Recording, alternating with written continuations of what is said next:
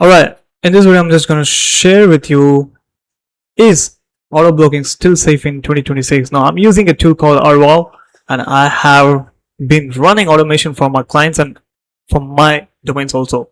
So now here you can see the clicks. So recently I run this and I started getting clicks.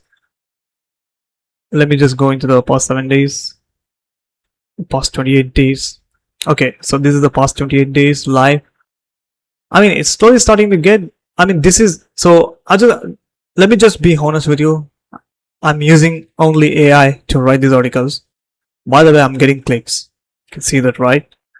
So yeah, the Autoblogging is still safe in 2026, but here's the catch. You need to write for people's first content. So this is the top one priority.